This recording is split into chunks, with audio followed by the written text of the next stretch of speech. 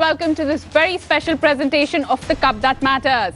I have two World Cup winners with me, Andrew Symonds from Australia on my left and Harbhajan Singh from India on my right. The 2015 World Cup is underway, a lot of interesting matches and some not so interesting ones.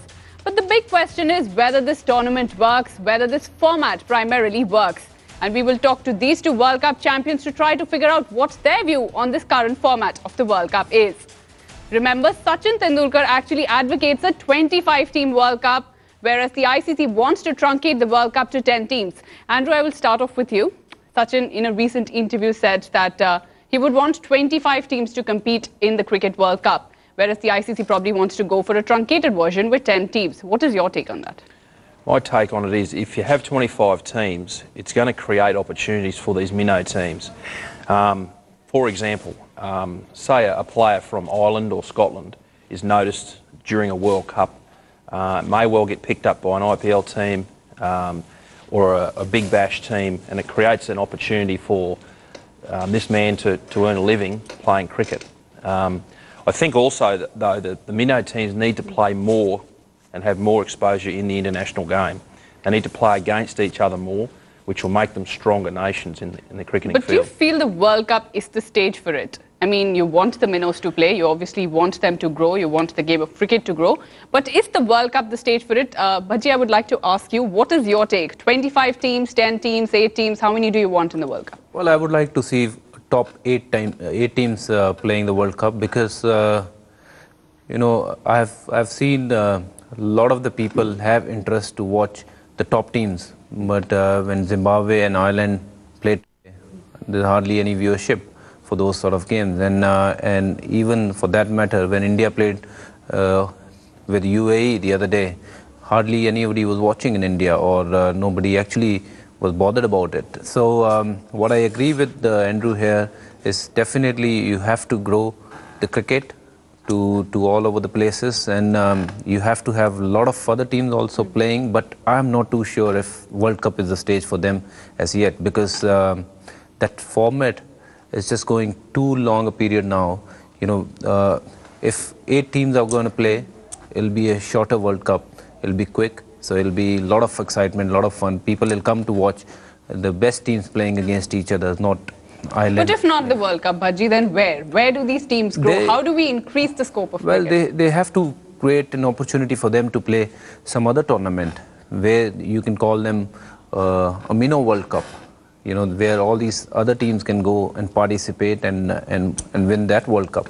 And of course, if they continue to do well for a couple of years over there, you know, then probably they should get a chance to play in the top, whatever, 8 teams tournament or 10 teams tournament. Or if any of these 8 teams who are playing at the top level, or just being on number 8, 7, they should also come down. Andrew, Bhajji doesn't agree with you. He doesn't want to say 25 teams in the World Cup. He says if you want the minnows to come up, divide the World Cup into 2 stages. How do you counter that? Yeah, I think that's, I mean, it's a very good argument. A relegation and promotion situation, I suppose, would be ideal. And then I suppose that the minnow teams have to become stronger, and you have a survival of the fittest.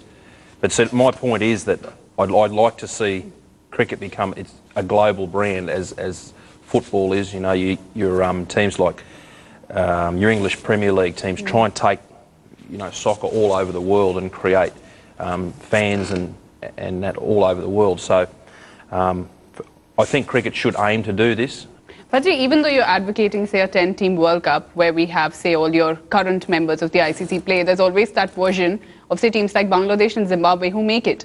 And, say, teams like Ireland, if you look at the current World Cup, they've not performed badly. So why does an Ireland miss out, and why does Bangladesh or Zimbabwe get to play in the World Cup? Because this version still gets 2 teams who will probably easy matches for your main teams.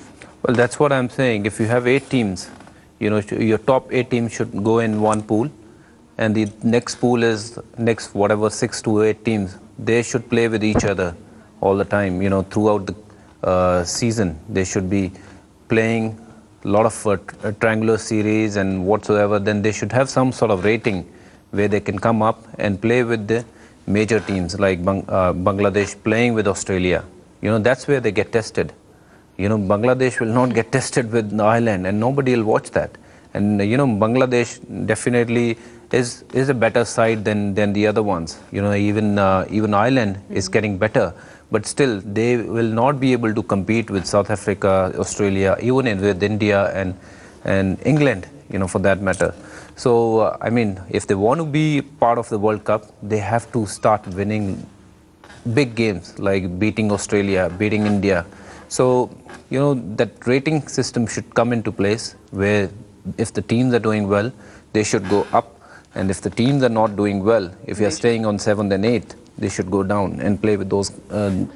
What do you feel about consistency in a tournament like the World Cup? Should consistency be rewarded? Because India goes, say, into the quarterfinals and one bad match and they're knocked out of the World Cup. But say Pakistan, even though they were not consistent in the group stage, could actually end up making it to the semi-finals. Andrew, what is your take on that? Should consistency be rewarded, or the way the current format is, it's perfectly all right? Well, I think for me, consistency needs to be rewarded. When Australia won the last 2 World Cups, 2003, 2007, that team went through undefeated. And I think ultimately, as a cricket team, that's what you're trying to achieve. There is a system in Australian football where they have where the top 2 teams get a second chance if they lose their quarter final. So 1 and 2 play 7 and 8, and if they lose in one of those games, they get a chance at the playoff between the teams from 3 to 6. If you know what I mean, so they get a second chance of the winner of that.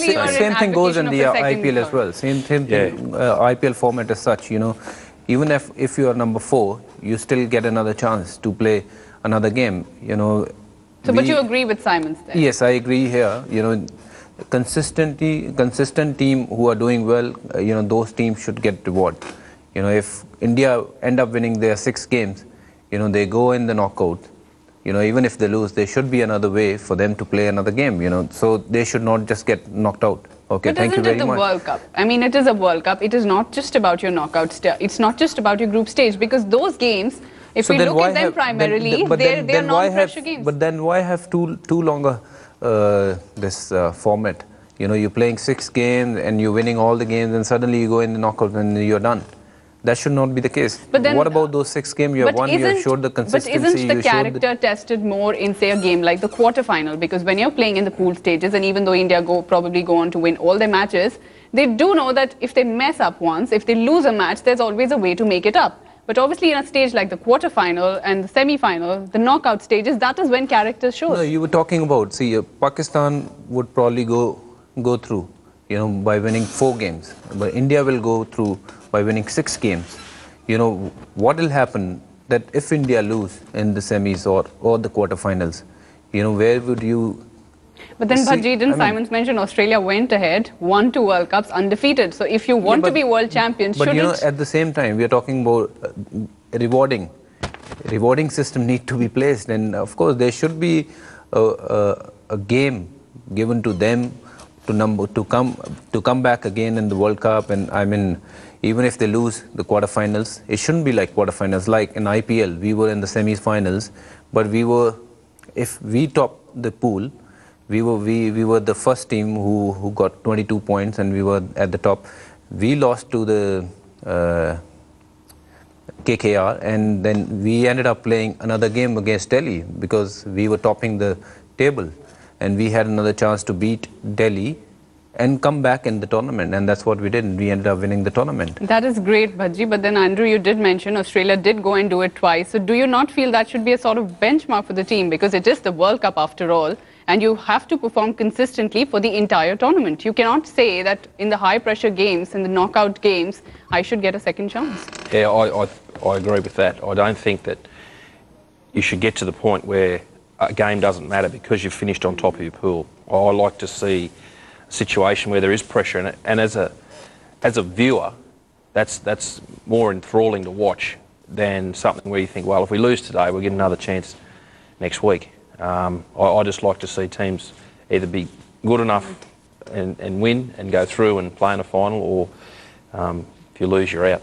Obviously, that will probably be the mentality of teams which have already qualified. So if we look at India, if we look at New Zealand, they still have their pool matches left, but they've already qualified for the quarterfinals. Yeah. How do teams approach the matches then? What sort of a format does it become? Don't these matches become redundant for, say, the teams also don't take it so seriously, and the fans obviously probably won't take it so seriously then? No, for team point of view, I can tell you, I've played these games before as well, and I know when we get into this situation, we don't take these things for granted. Okay, since we have won 4 games, we'll definitely be winning the next one. So as a player, I can tell you, they all must be up for it and looking forward for these next 2 games, and whatever they will perform here, it will help them to perform better in the knockout stages. So we will not take anything for granted. Yeah. We'll wrap up this discussion now, but final comments from both of you. Bhajji, in 2007, India did not make it to the knockout stage. Obviously, a big blow for ICC and a big blow for Indian fans.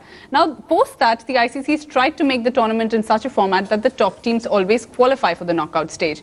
Do you think it is better to, like you said, have 8 teams rather than ICC try to fabricate the tournament in such a way so that the top teams make it? Well, I would like to still stick to the 8 team as well, because 8 teams makes more competitive. There'll be a lot of people who will be excited to see India, Australia, India, South Africa, India, New Zealand, top teams playing against each other. And whatever format is now, it's just going on and on. This tournament is becoming very, very big.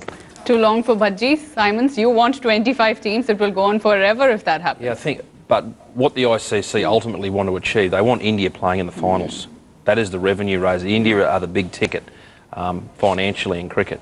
So yes, they are, I believe, going to try and make it so India can play in finals, which is fine by me, but people need to understand that this is where cricket's driven, the money. India are the big money man in international cricket. We will start with you, Bhajji. The very first question. Who had the maximum number of sixes in the 2003 World Cup? I'll give you a hint, he's one of your favourites. Sachin? No, I'm sorry, it is Saurav Ganguly. Oh. Okay. Andrew, it is your turn now. When Australia lost to Pakistan in the 2011 World Cup, it ended a marathon winning run for the Kangaroos at the World Cup. How many matches before that did Australia win on a trot? I'll say it's 14 or 15, I'm going to guess. I'm going to go 14. Okay, that's a really bad guess because the answer is 34. So it's 0 both. Yeah, that's 34. Okay, so it's 0 both the ways. Next question to you, Bhajji. Who was the only player to score a half century alongside or take a 5-wicket haul in the 2011 World Cup? Yuvraj Singh. That's brilliant. So that's 1 point for Harbhajan Singh. Andrew, you need to buck up. You scored a match-winning knock of 143 in your first ever World Cup match. Which team was at the receiving end? Pakistan. Very good. That's simple. You can't ask this. Bhajji, I asked you a simple one as well, okay? That was related to him. Okay, so the next one, okay, Bhajji, is going to be very simple. Okay. Who is the only player to score 100 in each of the first games of 2 consecutive World Cups? It's simple, okay? It happened in this World Cup and the last one. He's an Indian. You can't help him anymore. Okay. That's it. Okay, so your time's run out now. It's Virat Kohli. Oh, Andrew, you can make it up, okay? You can go 1 up. Gilchrist used a special ball inside his gloves in the 2007 World Cup final. Which one was it? It was a squash ball. Very good. So that's 2 to Andrew Symonds and 1 to Harbhajan Singh. I asked you a very simple question. Okay, now this one, okay? This one's easy as well. India bowled out West Indies for how much when they won their first World Cup title? What was the score? 183. That was India's score. How much did they bowl the West Indies? Around 152. Okay, that's again wrong. That's 140. India bowled out West Indies for 140. Andrew, this could be the clincher for you. I didn't play in that game. Which team has the highest total in a World Cup match? I'll give you a hint. It happened in this World Cup. Yeah. I'll tell you. You don't need to tell me the total. You can just tell me the team. South Africa. Wrong. It's Australia. It's an Australian question. I should have just said Australia. You should have just said Australia. Final question to you, Harbhajan. Who caught a freebie off your bowling in the 2011 World Cup semi-final? Virendra Sehwag. Very good. So that's 2 to you. If you get this right, you win, or else it's a tie between the both of you. Ask him the difficult one. Okay. Who holds the record for the most wickets in a World Cup history? Yay. McGrath. Very good. Do you know the number of wickets? That's just a bonus 16? question. No, it's 71. 71 wickets. Yeah, that's 71. It's not going to be 16, is it, I suppose? You got close to it. But that was I a mean, fluke. dude. That was a fluke. 74 wickets. So that's great. Okay, so Andrew Symonds wins the He's one World Cup quiz by 1 point. Harbhajan, you didn't do too bad either. That is all we have in this special presentation of the Cup That Matters. But stay tuned, keep watching Headlines Today.